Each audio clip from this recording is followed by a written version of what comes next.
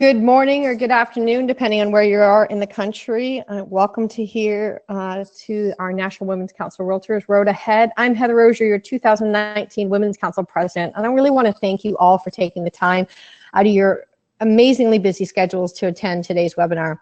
This is going to be recorded, so if you missed something, you can definitely go back and listen to it, as well as if any of your leaders from your state, your governors have missed something, this is an opportunity for them to go back and listen to this webinar. Everybody is going to be muted throughout the call. However, if you have questions, please use the chat box on the right side of your screen, and we will be able to help answer those questions and monitor those along the entire webinar.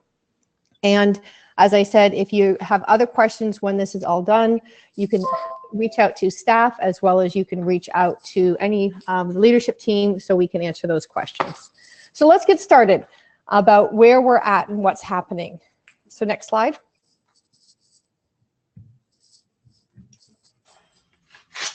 So let's kick off with some great news about 2018. Nowhere in our leadership is it more evident to the National Association of Realtors and all that we're involved with when we look at our RPAC. It's just absolutely amazing. And it is amazing what we do with our Realtor Political Action Council, known as RPAC, and how we do that within the Realtor family. Women's Council membership is relatively small compared to the National Association of Realtors. We're 1% of the 1.3 million members. And our member investment and participation in this arena is off the charts, and it continues to grow at amazing levels year after year. If you look at what we did in 2015 compared to how we finished out in 2018, you can see that 74% of our members participate in donating to RPAC. And our PMN participation rate is at 85%. Total invested this year, we broke that amazing $3 million mark and have our members investing at over $3 million this year. The average investment for our members is $370. And that is the highest average investment in the Realtor family of the affiliates, institutes, societies, and councils. And then when you turn around and you look at our major investor and President's Circle numbers, they are outstanding.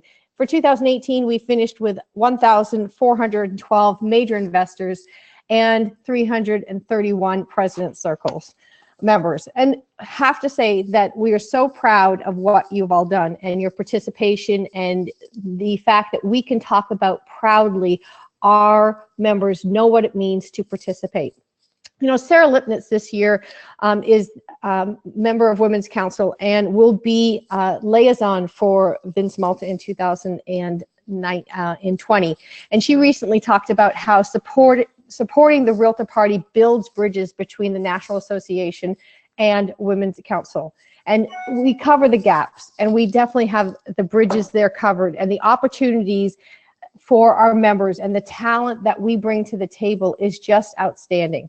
And NAR can constantly see how effective group of leaders that we have at Women's Council, and we get things done. So I really appreciate hearing that from Sarah and how important that is for our members. One of the things that many of you may be traveling in or coming into the National Association of Realtors President's Circle Conference this week in Palm Springs, technically La Quinta, where I live in my hometown. So I'm excited to welcome you all if you're attending. On a side note, want you all to know that if you're going to be here, that Women's Council is hosting a reception on Friday night from 5 to 7. And that will be at the La Quinta Brewery close to the hotel. So if you did not receive the invite and you're attending the President's Circle Conference, please reach out to me and I will make sure you get the information you need in regards to that. We'll also be putting out information on Facebook as well. So that's a little bit about where we're at in that. So let's talk about why we're communicating today. So I just want to take time to really recognize that as network leaders, you are all at the helm during some of the most profound changes that we've done in many years at Women's Council. As leaders, it's our job to communicate to all of our audiences and to be the official voice of any type of changes or pivots that we do at the council. So this webinar is really the first of many communications that we'll be doing throughout the year. And I really, again, thank you in advance for taking the time to be here and listen to this communication. We'll also be posting this presentation on the Facebook page, Network 360 year-round, where all our local network presidents have a Facebook page to communicate. And then obviously this presentation can be shared with your members, and all the topics outlined in the coming weeks. We'll also have FAQ sheets, fact sheets, and other pieces of information and communication, so you're well aware of what we're talking about today. Next month, we will also be doing our first ever Women's Council Leadership Live session, and there we'll further go into discussing the changes we're presenting to you in a more of a video blog type format. And this will be available to the entire membership at large.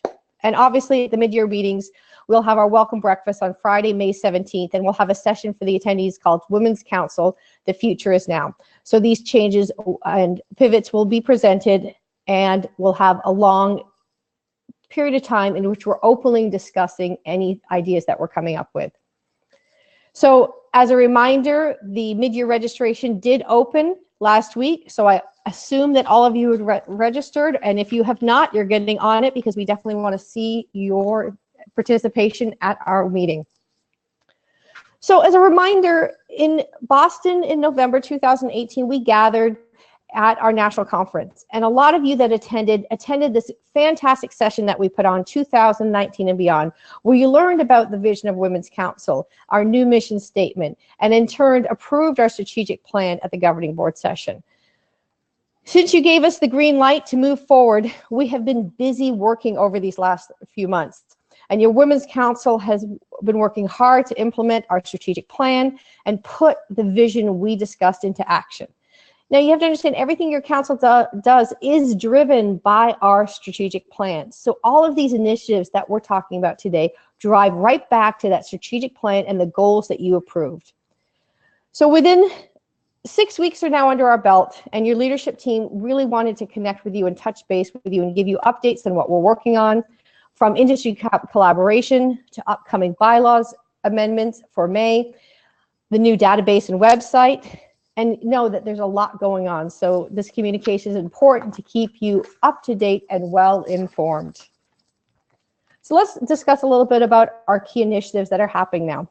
As you can see on the slide, we have 5 key initiatives that we're going to go over today with you so that you're up to date of where we're at.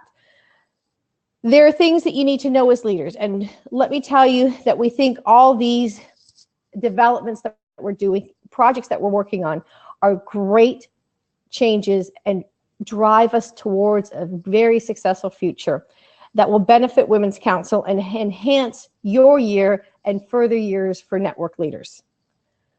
Like some of you have known, we've been working on, there's a long-awaited new website and database, which has been in the works long before the strategic plan. And we're going to do everything we can to address and keep you up to date with the technology and what's involved with that process. With the proposed bylaws changes, we're going to go over those in clear points and be really straightforward and talk about what it took to get to where we are today.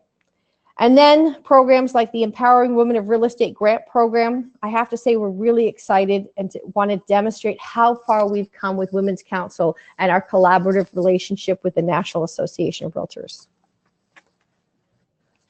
So let me dive into the first program, something that's new and launching this year for the first time ever. That's the Empowering Women of Real Estate Grant Program. And that's a collaborative program with the National Association of Realtors and Women's Council of Realtors.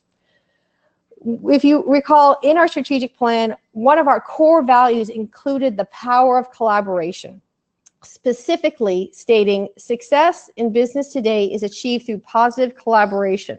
The Women's Council of Realtors provides an environment in which members support each other and work together to achieve personal growth and business success. One of Women's Council's outreach and relationships is a key result in that area. And you recall that one goal was also to expand the impact and reach of Women's Council leadership development and initiatives that we have through collaboration with other organizations, including those within our real estate family. And as you know, we've talked about many times, collaboration at the state and local network level is key. And the first group that comes to mind when we do this is obviously at the national level, our National Association of Realtors. So over the last few years, many states have put on women business conferences, such as Women Up in California, WIRE, which is Women in Real Estate in Florida, and there's been other events throughout the nation. I'm excited to share that we have launched a partnership with the national organization to have a grant program to support these women in real estate efforts throughout the local and state Association of Realtors programs that they are putting on. It's called, obviously, as you heard, Empowering Women in Real Estate, and we'll get further details in regards to how this works in partnering with the various states, and sometimes if a local is putting on a massive event as well. So we're excited to do that. Let me describe a little bit of details to give you an overview of how this program is going to work. So the Realtor associations will be the driver of these programs. They're already happening, like I said, in California and in Florida. And an announcement will be sent out in early March through what the National Association of Realtors uses as AEINS, which is an email service that goes out to all association executives, CEOs, and provides them clear information of what's happening at the national level. The Realtor Association will, as I said, will be drivers of the program, and they can apply through a link to get one of these grants that are available. And that there's a total of 5 grants at $5,000 each, and they'll be awarded to the associations and the programs that they're putting on. And our goal is to have the winners of each of those grants announced in May, and all the programs must be completed by December 31st of 2019. The associations are encouraged to organize these one-day programs highlighting women in real estate, and the grant monies will be available to assist them in putting on these successful events. And the grant money is provided by the National Association of Realtors, and we appreciate that. So you may be wondering, what's the role of the local and state networks if these events happen in your local area or your state? As we've talked about all along, especially with the new network model, it's collaboration and how important that is. And that if you know of your state or local association that plans on putting one of these events on, we really encourage you to let them know to apply. And that we really want you to be able to offer assistance in developing the program, because we know how Women's Council members have great ideas and what our women leaders want in a program. And understand the intent of this program is not necessarily to solicit members or enroll members. However, it's rather to collaborate with a local or state association, because successful collaboration will result in the opportunities to obtain new members when done correctly. So it's really exciting. And to say that after 80 years, to have this in-depth partnership with the National Association of Realtors, from their appreciation of all that we do for RPAC, to them knowing that we are the people they need to connect with to help make these programs happen across the nation, we couldn't ask for anything better at this time. So we really appreciate it. So let's dive into another one of our initiatives, and that's state networks. So you may have heard through the grapevine that the Women's Council on the national level is really going to look and dive deep into the state network structure this year. Understand that just like when we did the change at the local network level, the state network structure has not been looked at for quite a long time. And so what we have formed is called a PAG, a Presidential Advisory Group, and we have to take the time to look at what our states are doing.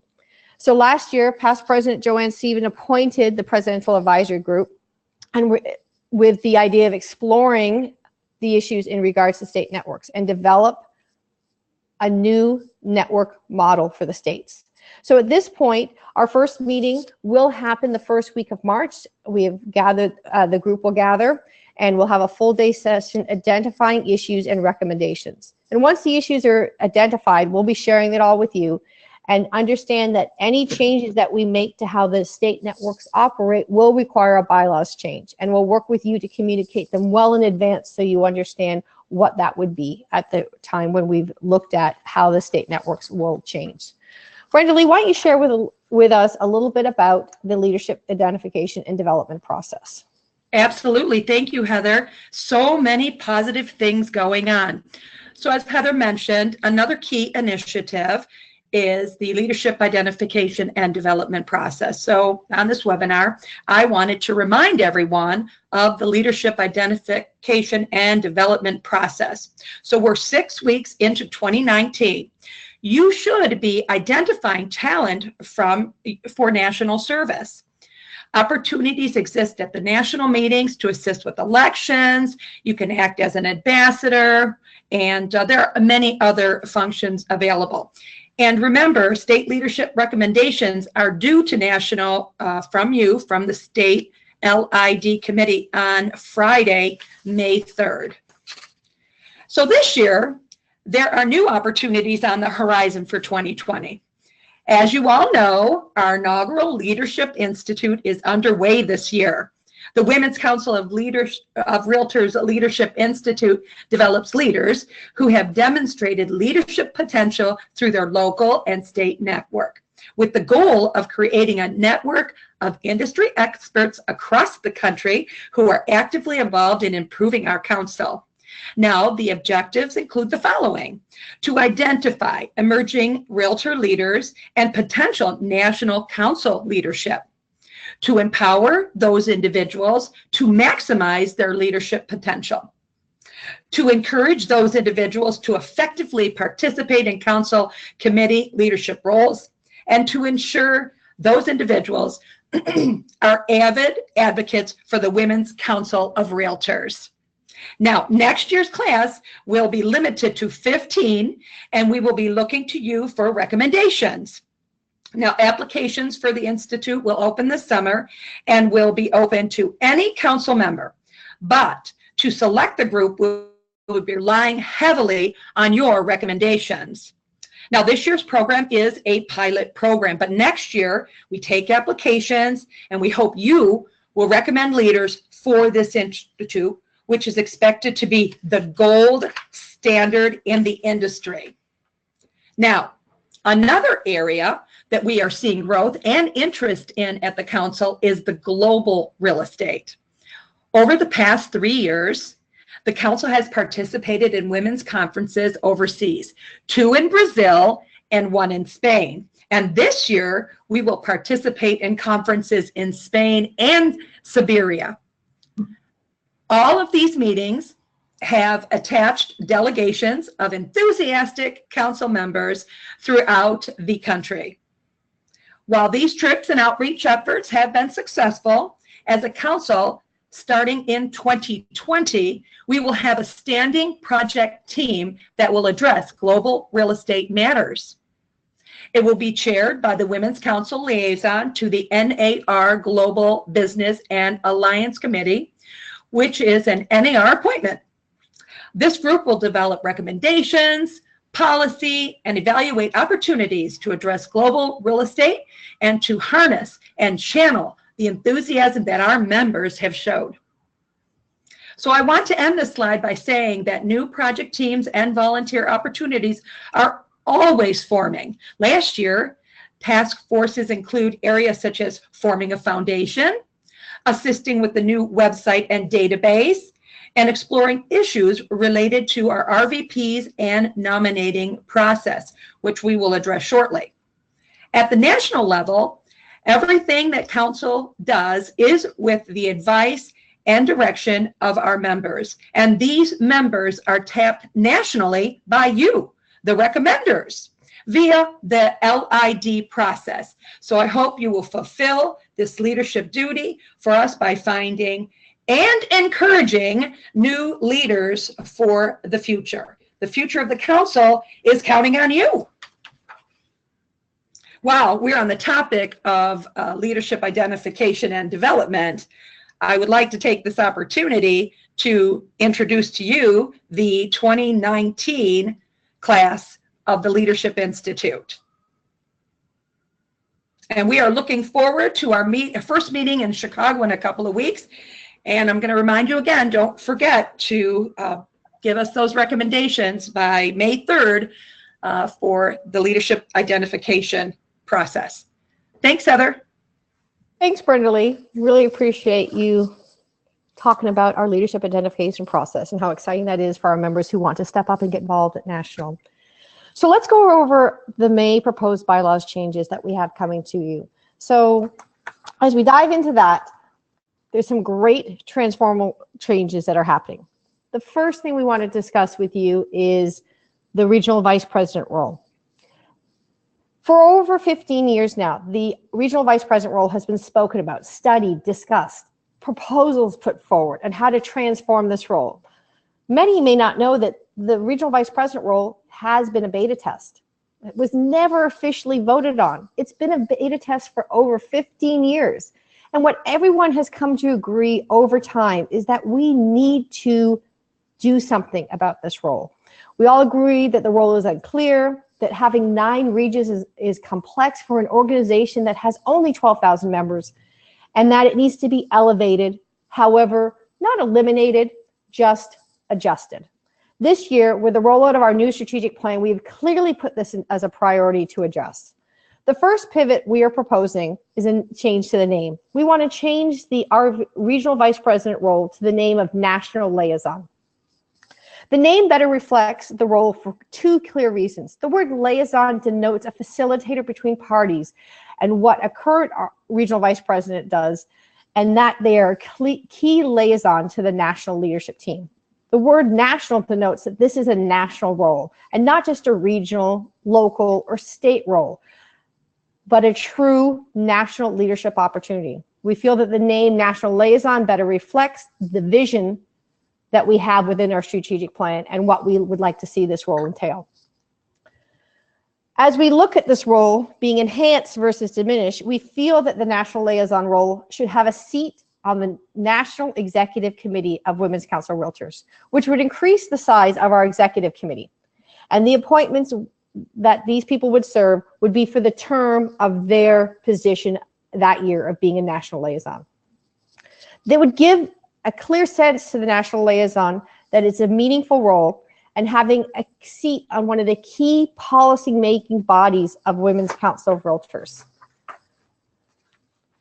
They would also maintain their involvement in the nominating committee the year they are serving in the role, so they can also be a part and share within the decision-making on our future national leaders.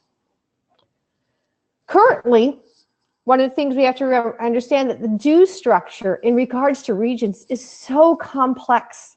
Some regions pay as low as $2.25, others are high as $7, and 2/3 of the country pay somewhere between the $3 to $5 range. It is very clear that the different regions paying different fees does not have a clear benefit to our members. And we are proposing with this process that we be eliminating the regional dues fee. At our national meetings, we currently put on 9 regional meetings. Going forward with this new proposal change, we'll move into more of a caucus concept where the large regions will meet and have meetings in that type of format. And when passed, we definitely will provide you an opportunity to network within what we are going to show you will be what these new regions look like. Finally, and the most significant change that we are talking about is streamlining the regions and adjusting from 9 to 3 and divide the country into Western, Central, and Eastern. Let me show you a map of what that would look like. As you can see on the map, with the new regional division, this is what it would look like. There are many reasons why we're proposing the division as follows. In the 3 regions, each region will have one large state: Western California, Central Texas, and Eastern Florida. The areas are divided along borders where there are smaller populations and minimal business border crossovers. The dividing line from central to west is along the Great Plains state, where the density of population is low and there are fewer metro areas that spill into the other states. The borders between the eastern and central follow the Appalachian Mountains, where the populations are also similar and fewer metro areas spill over into one another. In terms of membership, national governors and states, it's an equal division, as you can see by the corresponding membership statistics on this map. And the streamlining of the regions into clear divisions allows us to be more efficient for all of you. One of the things, the questions that always comes up is regional conferences and what does that look like in the future? Understand that if you have an area and a bunch of, whether it be states within a region or an entire new region, the Western region decides that they want to put on a regional conference for the members in their area, we encourage you to do that. We're not stopping you from do that. We just want to turn around and again, have you have the opportunities to do what feels best for you as members. The national liaison as a role would still attend the Network 360 Leadership Conference and receive training. And understand one of the key things that we're talking about here is that they're going to be elected by your peers, just like we elect our national leadership team. And finally, we definitely want to hear from all of you in the next few weeks of any questions, thoughts, or feedback that you have in regards to this direction we are proposing to move within. The qualifications for the position of national liaison which not changed. Currently, the qualifications are that a member must serve as a local network president, a state officer, and a state governor. And obviously have experience at the local, state, and national level of the council. Let me show you a little bit of a job description, so maybe this will clarify for any of you what this looks like. So the national liaison position will be 3 elected individuals from within their regions. And they'll act as representatives of the national leadership team in such manners that they could be assigned to them by the national leadership team. Some clear duties that we realize, because you may have not realized this, the regional vice presidents actually did not have a clear job description. It was just sort of a list of to-dos. So this is leveling up this position. They're obviously going to attend the national meetings, the 2 annual national meetings we have. Their job within the region that they work with is to identify opportunities or challenges within the region and assist wherever possible. That doesn't necessarily mean that they're getting on a plane and traveling somewhere. Technology is a wonderful thing today, and this will allow them to reach out, have teleconferences, do webinars with their group, have reach outs, do a Google Hangout. You can gather people in an amazing way using technology.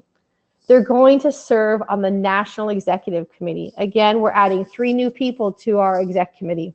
They will also serve on nominating. They're going to be the chair of their regional caucuses, which are held at both of our national meetings to conduct regional business affairs. And if a region obviously chooses to do some type of conference, they can attend the regional meetings.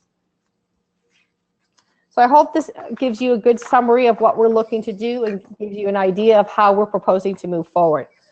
Obviously, with changing from a regional vice president to a national liaison position, this means we are changing our nominating committee. So let me go over how the nominating committee would look like in the future. For the new nominating committee structure, this is what it would look like. Our chair would continue to be the outgoing national president. The 3 current serving national liaisons would sit on the nominating committee as well. 1 past president would serve on that. There'd always be 2 alternates as backups. 2 executive representation, 2 members from the exec committee would serve also on the nominating committee with 2 backups. And also, we will have 2 governing board representatives elected from the governing board, plus 2 alternates as backups to serve. What's exciting about this piece is that for the first time ever, the nominating committee structure will have a more diverse group of people serving on it from all different parts of our membership. And that's truly exciting to see how we can bring this all together. Let me give you an idea, but a little bit about the timeline and how this would work. Now understand this slide definitely has a lot of words on it, and we will be providing a PDF of this PowerPoint so you can review review what says here, but I'm just going to give you a few high points of what we're talking about here. So under the current proposal, in May 2019, this year, we still will elect regional vice presidents to 9 regions for the last time, and they would be serving in the term of 2020. We are, at May of 2019, asking for you to vote on this bylaws change and have it approved by the governing board. Understand also at the same time what would be happening the regions would be recommending candidates for 2021 national liaisons. Under the new model, those candidates interested in running for national liaison for 2021 would go through the November 2019, yes, I know it's hard to believe, but we do it in November 2019 nominating committee. Therefore, next May 2020, an election would be held for the 2021 national leadership team and the 3 national liaisons. Also, under the new proposed model, regional caucuses, such as for example, in May of 2020, would select candidates to be interviewed by the nominating committee in November 2020 for the 2022 national leadership team and the 3 national liaison positions. And the new nominating committee structure would fall into place in November of 2020. Also, just so you have an idea of how the new nominating committee structure would work, I've sort of mentioned it before. Next slide, please. That this gives you an idea of how the nominating committee structure would work time-wise. And again, it's sort of what I've just explained to you. In November of 19, we would be operating the nominating committee under the old model as it currently sits. In November of 2020, the nominating committee structure would operate under the new model for the 2020. So it's really exciting how we continue to move this forward and have a clear timeline and plan on how to roll out both our national liaison program and our new nominating committee structure. Next, let's hear a little bit about our very exciting national rollout of our website and our database. Sylvia, please share with our members a little bit about that. Thank you, Heather. I'm excited to tell you about this next one because we have been waiting for this for so long. And this is a tangible change that is coming that you can all see, touch, and experience. A month from now, we will have an entirely new website and database. And it's one of the most significant technology transformations we have done in years. Next slide, please. Here are some really neat things about the new website. First and foremost, it will be modern. You will all agree that the old site had an old look and it was not brand compliant. So the new website will have a brand new look and feel, and it will be mobile friendly across all devices. We had fallen way behind in the regards of our old website, and we are pleased to launch this change. The new WCR.org will look nothing like the old site. We have one of the largest social media presences of any association, and our main fan page will have a Facebook crawler in real time so that our social media is integrated directly onto our website. As business leaders, one of our flagship features of the website will be the business aspect of it. We are partnering with a company called Radius to power our Find a Member search. Radius also does the member search for the Residential Real Estate Council, RRC, otherwise known as CRS, and the Asian American Real Estate Associations. Your profile will include your listings, and you'll be able to send, receive, and track referrals online, among many other benefits that we'll be rolling out this year. The new website will have local microsites that will have all the features, benefits, and ease that you're currently experiencing, but in a more friendly format, user-friendly format. Additionally, we will have state microsites as well that will be featuring for the first time. We recognize that many of you already have your own state sites, and while we don't expect you to stop using that on day one, we hope that in the long run, our state websites will have the same, if not better, functionality that your own sites have, and that you will be able to make the switch. Finally, it'll be much easier to find things. On our old WCR.org, you will all agree that it's impossible to find basic information. Our new website will have simplified search criteria and indexed information that will now be more up-to-date and current. Now, if we take a look at the next slide, previously I mentioned the Find the Member portion portion of the site. And I just wanted to share a screenshot of how this will look. And now here is another screenshot of the profiles. Radius is transferring over your member profile and integrating your listings. What you will want to do is post-launch of the website, go under your profile and claim it. In other words, you can update your bio, image, and customize it as you see fit. This spring, we'll have trainings and webinars on this, but I think you will all agree we are stepping up the Find a Member portion of the site that addresses using your membership as a business tool. Now, Pamela is going to talk to us a little bit about that timeline. Thank you, Sylvia. Good afternoon, everyone.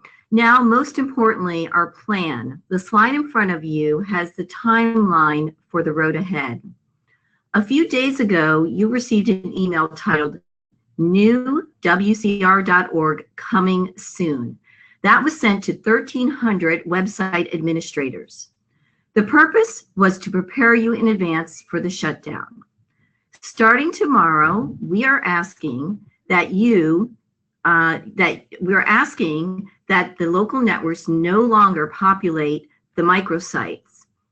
I'm sorry, I lost my spot. Hold on.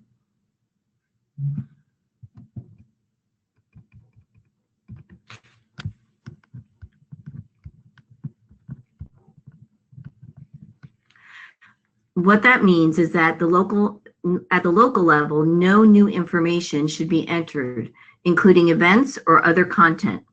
1 week later, on February 28th, WCR.org will completely shut down for the long weekend. For a 3 to 4 day period, the site will be inoperable. So no dues can be collected, no information will be available on the site, and a pop-up message will appear saying it's closed for maintenance.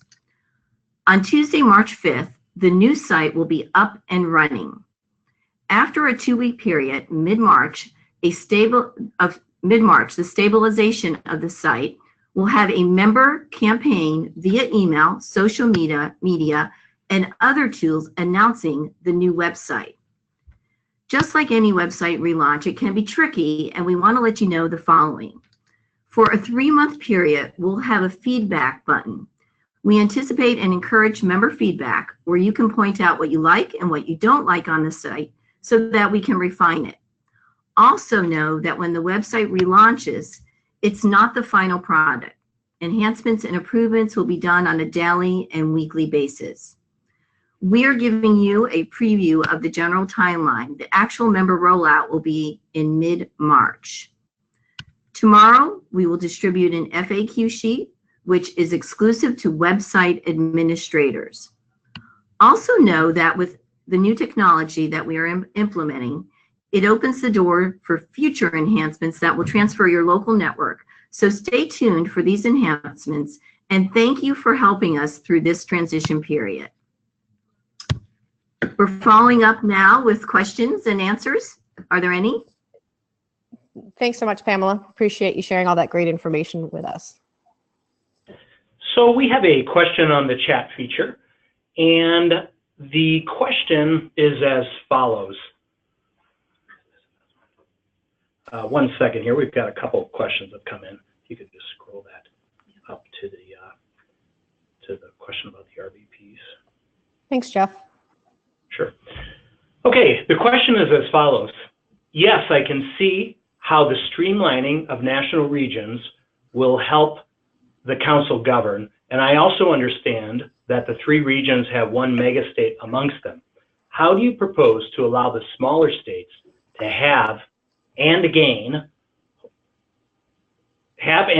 that regional position when the megastates have the accumulation of votes?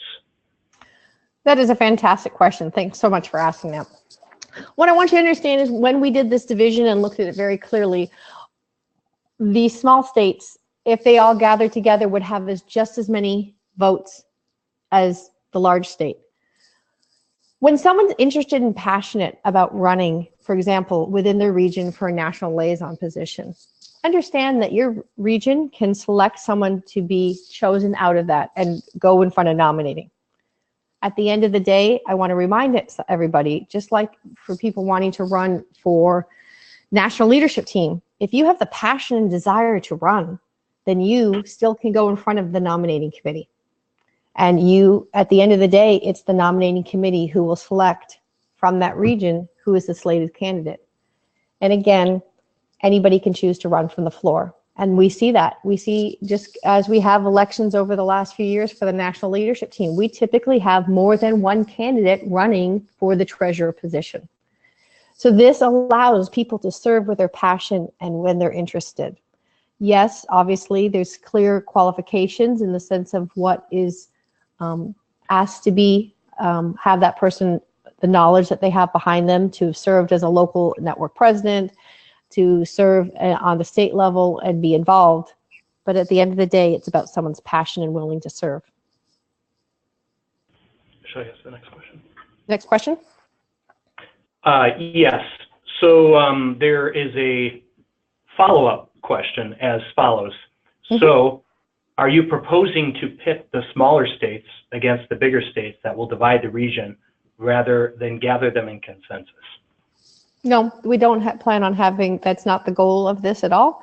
It's so there's clear collaboration within each of the regions and not have any type of situation where a state or states are feeling pitted against regarding the larger states. Great. We have another question here, and Heather, I'm happy to answer this one. The question is as follows.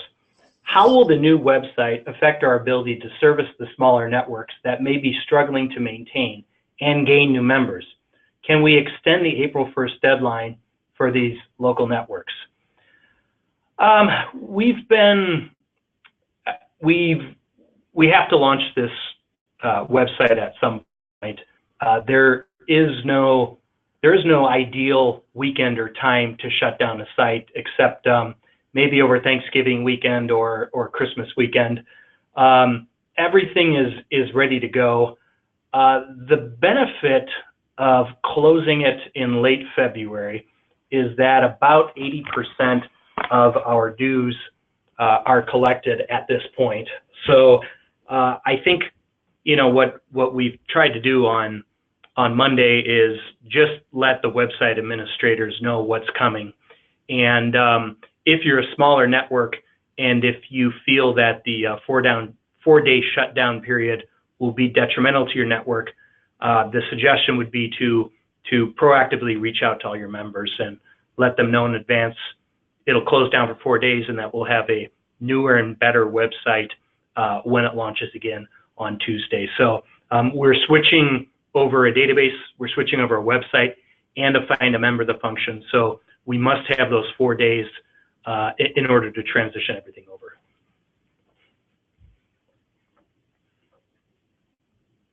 Thanks, we have another question. Thanks. We have another question. We have a lot of people who are typing in the questions. Do you have to have CRS or RRC to receive referrals on the business end of the new site?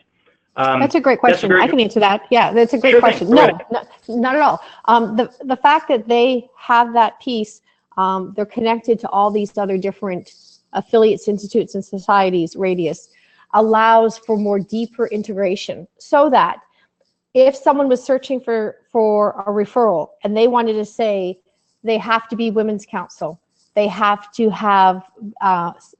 be a major investor in RPAC, they can actually check those boxes in their search. Someone doesn't have to be an RRC or CRS to receive a referral. However, it gives our members the options to choose things like, I want them to be from this specific company. I want them to have these designations. I want them to be a PMN. I want them to participate in RPAC. And so therefore, our members can dive deep on who they choose to refer their business to. Thank you, Heather. We have another question. We would like to know more about the governors of the regions. Are these separate from state governors? No, that's a great question. Actually, understand that all governors is considered a national position. So I know we typically use the word our state governors.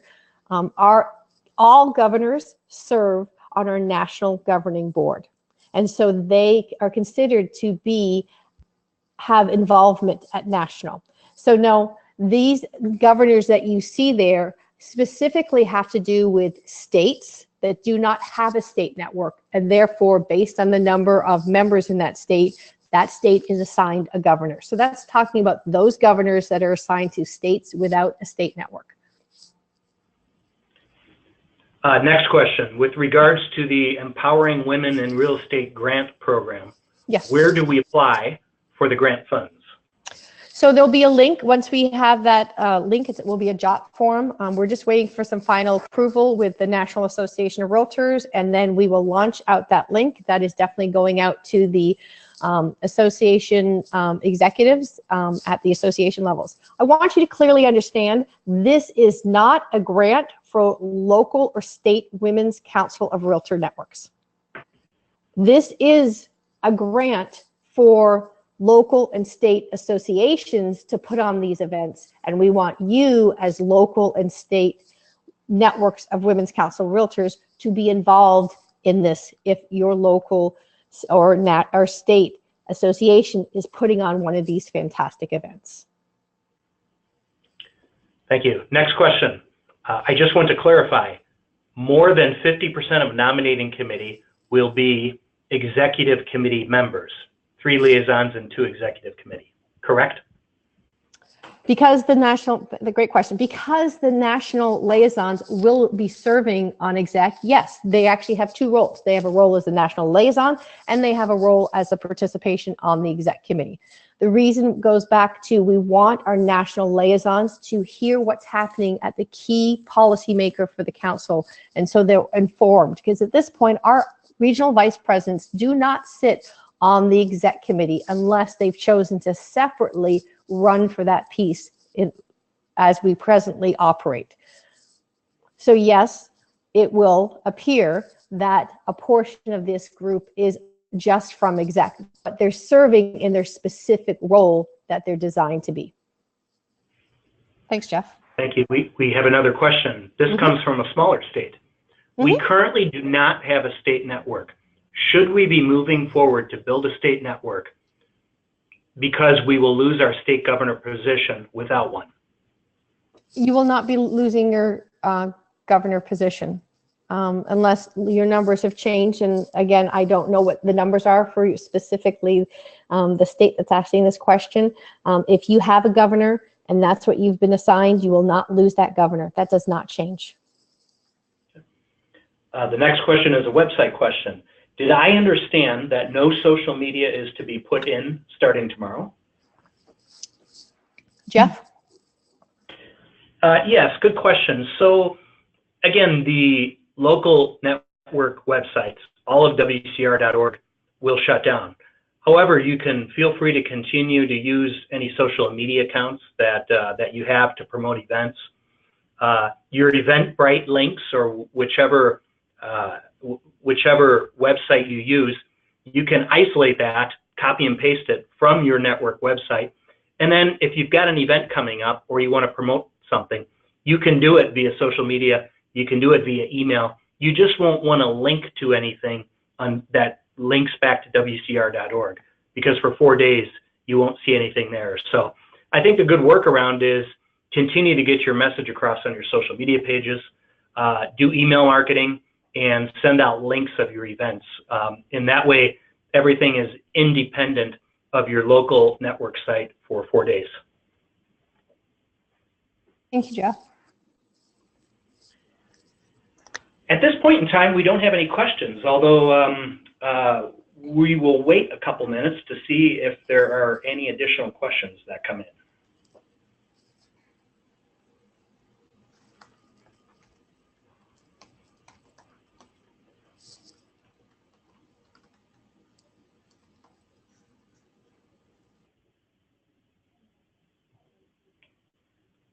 And going once. Okay, it sounds like we do have more questions coming in. Okay, perfect. We have a question. Will we be able to share this with all of our teams, correct? Great question. Yes, we will make this in a PDF format available to you so you can see the slides. If you have additional questions or you need us to talk to one of your teams, we are happy to do that and provide you further details. Also, in the upcoming week, a couple of weeks, we will be providing FAQ facts and answer sheets so you can have some clear details that would go along with this piece to talk about what is happening with these proposed bylaws changes. Thank you. We're getting several people asking if this webinar is recorded. The answer is yes, and feel free to share with your audiences. We also have many comments coming in thanking for the update. We have a question. Yes. So, state and locals will put on a joint event. One network overall, networks together. Let me look at this. So, state and local. If wanting clarification, I'm assuming the question has to do with the National Association of Realtors and Women's Council of Realtors grant program. So I will pause on that for a second, and whoever submitted that question, if you could tell us that's what you're asking about, I'm happy to answer your question. Next, we have a comment. The comment is, I do not have a question, but I think all these changes are fabulous, and the proposed changes will move us forward. Thank you so much for saying that. It makes us very excited. This is a project that we've worked on for quite a few years. So to hear that from our members definitely warms our hearts, and we appreciate your words. Thank you. Next is a comment/question. I believe I understood that with the change from RVP to National Liaison, that the regional dues would go away as well. What were regional dues originally used for, and where will those funds be coming from with the change? Terrific, great question. So originally, regional dues, depending on each region, had different dues. So as we talked about, there was anything from $2.50 all the way up to $7. The average amount was somewhere between $3 and $5. So let's say $4. That went specifically, however it was charged, whether it was collected by a state, and that was provided to the regional account. Or some areas, it was billed individually to the members across the nation. Those monies were then put into the 9 different regional accounts, depending on what each region charged for regional dues. Yes, with the proposed changes going forward, we're no longer going to have that regional dues assessment. Where will the money come from? It's something as a council that we've clearly looked at and budgeted for to be able to run this new national liaison program. And we have a question regarding the website. Will the new local sites have the ability for event signups for local networks, or will we need to go through a secondary site for that feature? So the answer in regards to that, I just want to get clarification again. If you're using Eventbrite, which is a great tool to be able to use, that is something that can integrate into your new local microsite. The microsites will not be having an event sign up specific type of feature built like Eventbrite. So Eventbrite is still a great place to do that. That's not the working piece of your local microsite. And we have a question regarding the proposed RVP change. What will happen to the accumulated funds in the regional accounts? We still have one more year of RVPs under the new proposed change. You have them for the remainder of this year, and you would have them for 2020. Per bylaws, if a local network folds, those monies go to the state. If a state network folds, those monies go to national. Under the proposed change at this point, we're looking at how to distribute those monies within the region, or if it wants to go into a regional all those funds into separate regional accounts, Eastern, Central, and Western, and how those monies would be used within that region for specific items within those regions. Great, and then there's a follow-up question. That is, so should we spend those funds on the regional levels? That's a great question. My question back would be, It depends on what you're going to spend them on. Yes, it's within the region and the monies that you have. So if you have some project, or if you're for 2020 looking to put on some regional event and those funds could be used for that, you're more than welcome to use them as your region votes and agrees for you to be able to use that budget going forward. Thank you. And the next question has to do with the new website. Will all the corrections we have made on our state website stay when we have the new website? State website or local website? State website. Okay, so if you currently have a state website, we're not picking up that information of a current state website and transitioning it into your local, into the new state microsites. That would have to be information self-loaded. What is being transitioned over is the current local network microsites to the new local microsites. The state piece, yes, you would have to spend time setting those new microsites up. We don't necessarily know across the country of our 23 states all the different websites and the different websites' name and all the information that's there. Okay, we have more questions. Next one.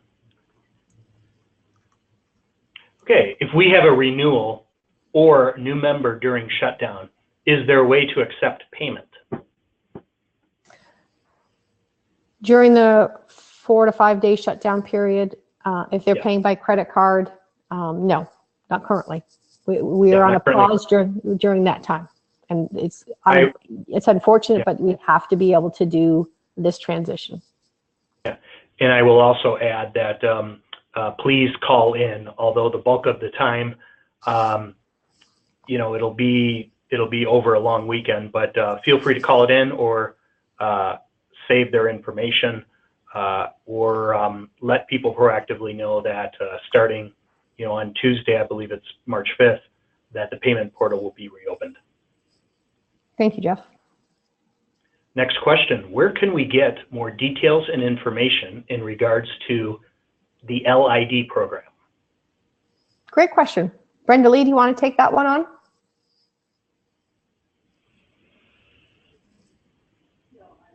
Here she comes.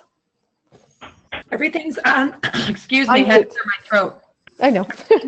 On the WCR.org website. So you'll be able to track everything down there. And what Brenda Lee's talking about is there is a link to the JOT form in which people can self-nominate themselves, as well as a state or as an individual member, you can go into the website while it's still up and working and see information about the leadership identification and development process. And definitely you can see that link that you'll be able to fill out a form to self-nominate yourself. I just wanted to additionally say that 2 weeks ago, we sent out the JOT form to all of the state presidents as well. Great, thank you for that information, Jeff. More questions? Okay, we've got more questions. Let me see here. Is there a sneak peek of what the new website will look like? No, not yet. You will be seeing it rolled out in complete form when it does come out. There has been a group that has looked at it along the way. It's just been so we could see and answer questions for the website company to help move them along in the direction that National was looking for.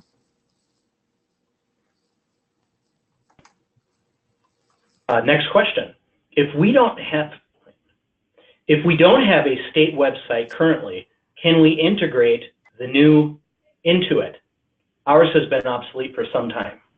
100%. This is why we're providing this to our states. So one, if you currently have one and you don't want to be paying for it anymore, you can use the new state website.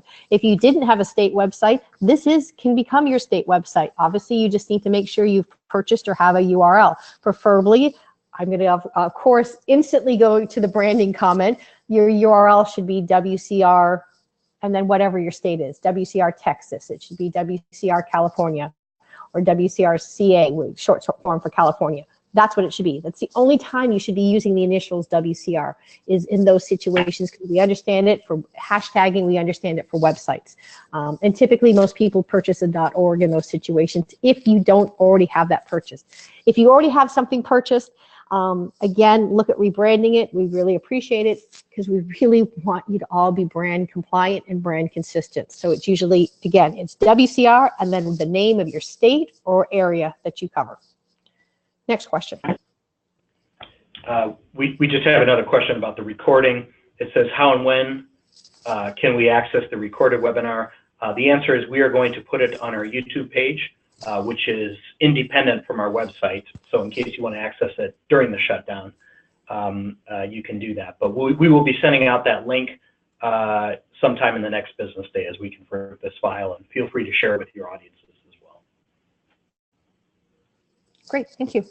More questions? Next question. This is also in regards to state websites. Will a state website be available before the main rollout to everyone so that we can be more prepared? No, they're being all rolled out at the same time. It's all connected. It's all an interconnected piece from the database to the website, and that's why it has to be a mass rollout at the same time. Appreciate the question. And another question regarding the website. I just wanted to confirm, anyone with administrator rights will be able to edit, add, maximize the use of website features for the state and local microsites. 100%. Okay. We have another question. So we should encourage the states in our region to gather together before the regional meetings to start the road ahead.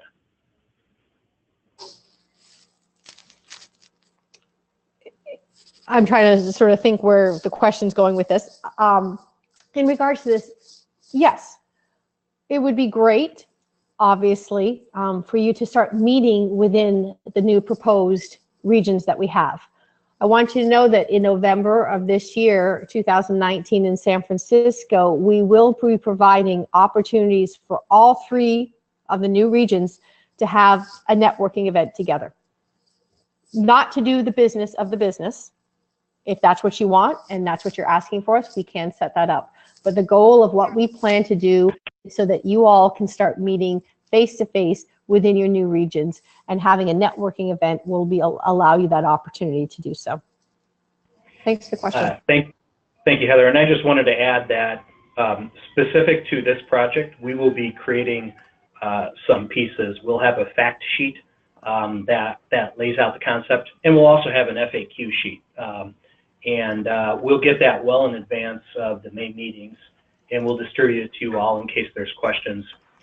You can also share with your group. Thanks, Jeff. And that'll be well before the mid-year meetings. Terrific. Thank you. Okay. By the way, if we have not asked your question, it's because we were not able to understand some of the things that are being typed on. So let's wait just a second because we are getting things that are coming in. No problem. And I want everybody to understand, if you have further questions, please feel free to email those questions to National. They will get it to the National Leadership Team, and we'll get the answer to you as you need the answers. And also, like we did say, this will be available as well as a fact sheet so that you can review all the points that we discussed today.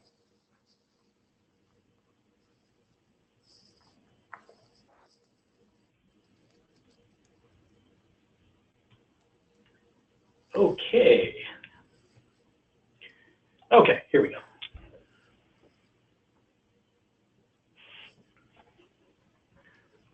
Okay, this one said, I am sorry, I joined the webinar late. So we will have new regions, correct? That is correct. We are going from 9 regions to 3 regions. The 3 regions are Western, Central, and Eastern. And all this material will be available for you to review and ask additional questions.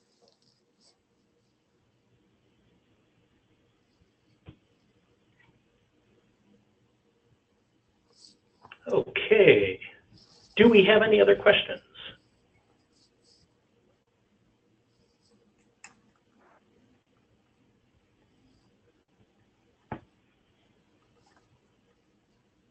Okay, well, we definitely want to appreciate, another question?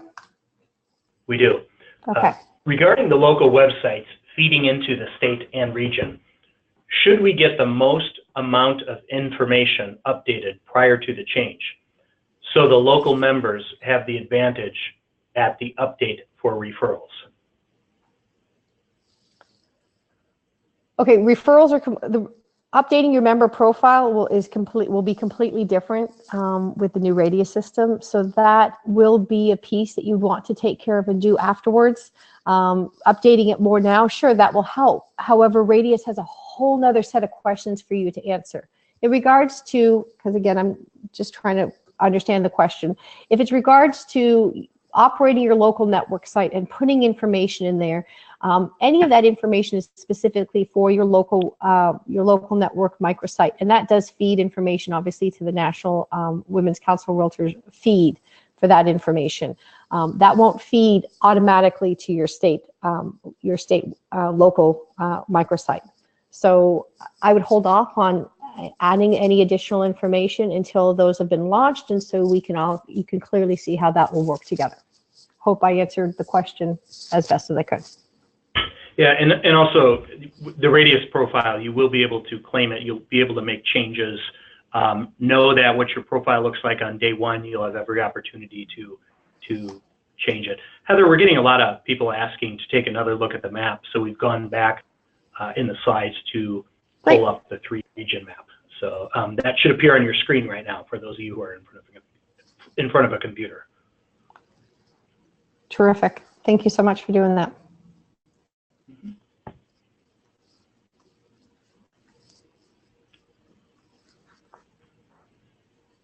Other questions we can answer for you?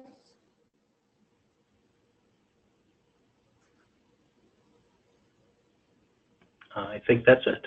Okay, well, thank you for your time. We did go over about 8 minutes over what we proposed to be an hour webinar with you all. So I appreciate your time, your patience, and willingness to hear about these exciting bylaws that we want to move forward with, national liaisons, our nominating committee, hearing about our state PAG, the leadership identification and development process, and the new grant program that we're working in combination with the National Association of Realtors and Women's Council. Have a wonderful day. Your national leadership appreciates your time and effort that you give as volunteer leaders for our organization. And if you have any additional questions, we are here for you to answer them. And we look forward to seeing you all very soon. Thank you.